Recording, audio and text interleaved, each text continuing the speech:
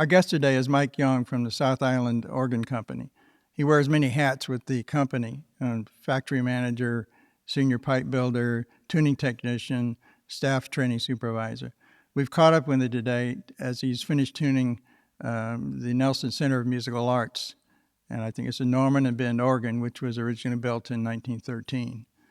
Thank you for being with us today, Mike, and what an interesting occupation you have. As soon as James Donaldson, who is the director of NCMA, told me about you coming today, I thought it would be a very good podcast to have for our viewers. What you do is very specialized work. Please tell us something about yourself and how you became an organ builder. Where does one start with that one? Yeah. At school, woodwork and music were the two strong subjects, and combine the two, and you get instrument making. While still at school, I attended evening classes learning how to make a violin. I made half of one. I never did finish it. I heard about the London College of Furniture, and the college there was divided in three sections, of which the musical instruments section was a whole series of workshops: harpsichord, guitar, violin, early woodwind, early strings, the complete range of musical instruments. And I spent 4 years in the harpsichord workshops, learning their history, how to make them. I built a couple of instruments. And from there, went and worked for a harpsichord maker up in Lancaster for 18 months or so, Bob Deegan. Thought I'd set up my own workshop, which didn't actually work out as I planned. And I was kicking my heels. I've been brought up on farms, so I could always get farm work during the summer. That was good. It, kept the money rolling. And my old boss back in the UK, organ building boss, Peter Wood from Essex, just phoned up one day and said, would I be interested in organ building? I always jokingly say I did a 15-year apprenticeship with him. You never stop learning in this trade. Every single instrument is different. Peter retired at the age of 65 and said he was still learning. You just keep on learning. Anyway, so I did my apprenticeship with him, and when he did retire, I took over the business, and I ran it for another 15 years. Before becoming slightly disillusioned with the way things were, I was spending more time in the office, less time at the bench. I love the work. I do not love paperwork. That was always a bind. I was lucky enough to know my present boss, John Hargraves. He was on a visit in the UK and we met up. And I probably sounded off as to my feelings at the time and didn't really think much more of it until sort of 2-3 months later I had an email, would I be interested in coming out here? And I've not looked back. It's been absolutely fantastic. Yeah, could you explain in layman's terms what's involved in tuning an organ such as this one? Wow. I can sort of go in a bit into the process of it. Things have changed over the years. We now have tuning aids that have made our job a lot easier. But certainly in the old days, the way I learnt, the way I was taught, in an organ, there is always one pipe. It's called the pitch pipe, and you never touch it, generally. You leave it well alone, and you start off tuning the complete instrument from that one pipe. You set up a scale, a middle scale. It's usually on a 4-foot principle or something like that. Once you've got that scale, you middle octave, you then start tuning octaves up and down on the principle. You then, having completed that, you add another stop and you tune back to the principle. and you just work your way through the whole instrument. How do you learn? It's practice. It's having a good ear, being able to hear the beats. We could become very technical and talk about tuning temperaments and equal temperament. Most of the instruments we tune are like pianos. They are tuned to equal temperament. There are a few instruments used mainly for Baroque music where we will tune a tempered tuning, a Velotti or shifted Velotti or Werkmeister. And that is a way of tuning an instrument slightly differently. Some keys that you play in would sound better. Some will sound worse. Yes, we could have a whole discussion and talk for several hours on tuning and temperaments. It's quite something. Well, I was just observing you over the last hour, and you were in the back of this lovely organ, climbing up and down and through things. So it's a very it's a very physical job. It's some instruments you can walk into and there's loads of space and you can move around and it's great. Others you're squeezing through gaps and you're working in awkward positions is the only way to put it. But basically what we do when we're tuning is check every single speaking pipe within the organ. So an instrument like this, we're talking 1,600, 1,700 pipes that we are checking. Wow, that's very interesting. I've done not a full tuning here today. We've checked through most stuff, and that's taken around 4 hours to do. A small little instrument of maybe one stop I could do in 20 minutes.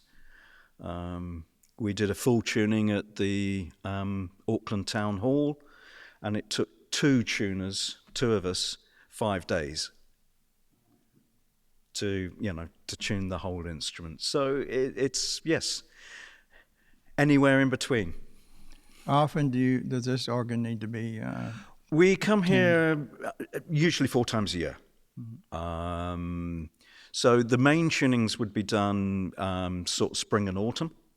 And the checkup tunings are done sort of Christmas time and winter, as we currently are, July. We try not to move it around too much at this time of year because the temperatures can fluctuate so much. The next question is, can you please tell us what the primary tone color of the organ, what it means? Right, we are now sort of back to when the instrument was built. So this is basically based on a late Victorian, early Edwardian English concert instrument. And at the time they were interested in big, bold diapason choruses, flutes, not so much the upper ranks, the 2/5, the 15ths, the mixtures. They were more interested in the big, round, full sounds.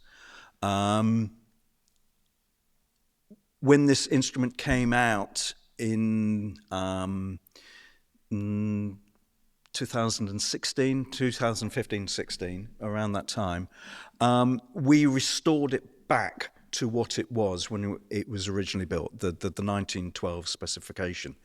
Back in the 70s, organ building went through a not very good phase, and not a well thought out phase of, it was called Neo-Baroque, or it's been loosely umbrellaed as Neo-Baroque. And it was people trying to reproduce the sound of some of the classic European German instruments, the instruments that Bach would have played, but without a full understanding of what those instruments were. And personally, I think that an awful lot of damage was done. Not, it was not well enough understood. The acoustics of some of those German churches are just incredible. And English instruments weren't built that way, weren't designed for that sort of building. And what was done to this instrument in the 70s just didn't really work. So, yes, we restored it back to the Edwardian sounds, the bigger, rounder, bolder sounds, rather than the higher pitched squeaky. We, being living here in Nelson, we thoroughly enjoy listening to the organ in the concerts, but most of us have no knowledge of the history of the organ. Can you just give us a brief outline of it? Very briefly, it was built in the UK and shipped out here in 1912-13.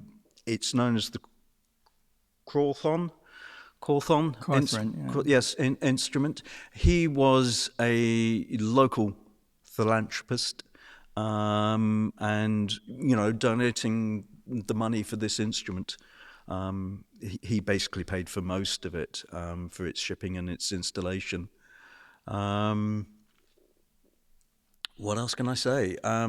Built by Norman and Beard, a UK firm who, not long after this instrument was built, were joined by the Hill family. So it became Hill, Norman and Beard. But this is Norman and Beard in the earlier periods. It's very typical of the instrument, of the time. Can't really say much more. Yeah. Well, it was removed by your company for reconstruction and the earthquake proofing of this building, and then reinstalled in 2018. So your company was involved in the removal, restoration, and the reinstallment. Yeah. So originally the console was down the steps here. It was a detached console. Correction. When it was originally built in 1912, the console was here. It had a new console built for it, which was placed down the steps there. So what you see here now is a console that I built to reinstate it as it was originally. What does it take to maintain an organ like this that's over 100 years old and keep it in good working order? It's keeping everything tight. It's making sure that all any connections, any valves are moving freely. The leather work is in good condition. Having just restored this, it shouldn't really need any major work now for another 40, 50 years. Apart from the general tunings to keep it sounding good. I'd be very interested in your company, the South Island Organ Company. Can you tell us a little bit about the company and staffing and what you do? Okay, the company was formed by the original three directors over 50 years ago. It would be 52, 53 years ago. At the time, they based themselves in Timaru, because most of the work that they were involved in was either in Christchurch or was in Dunedin. There was still another New Zealand firm, Crofts, based up in Auckland, who basically had that sort of whole area sewn up. Since then, Crofts are no longer in business, so we now deal with basically both islands. So we travel anywhere from Kiri down to Invercargill. We are a team of around a dozen people, either office-based, workshop-based, or out on the road. So we currently have 4 tuners who have certain areas where we go tuning. So I'm currently doing the Nelson round. I'm quite often up in Auckland, looking after instruments up there. Hawke's Bay, Christchurch, Dunedin. Yes, we travel around a lot. The workshop where this instrument was taken is based in Timaru. We were working on it for approximately 9 months, actually, in the workshop. It was stored down there for slightly longer, but the physical work in restoring this instrument took around 9 months. And that's what we do. It's either maintenance, so it's the daily coming to an instrument like this, making sure it's tuned, checking everything's working all right, or occasionally doing some on-site work that might take a day or two, up to about a week, or more major work. We will dismantle an instrument and we will transport it back to the main workshops and do whatever is necessary back there. We all have our own personal skills. A lot of us, an organ builder is a jack of all trades. We need to be. You know, it helps to be a good tuner. Not all of my colleagues are. Some of them just deal with the practical building side of things. Other people are good at the paperwork. I leave that to them. So, yes. Thanks for sharing this, Mike, and sharing some of yourself and your highly specialized work that you do.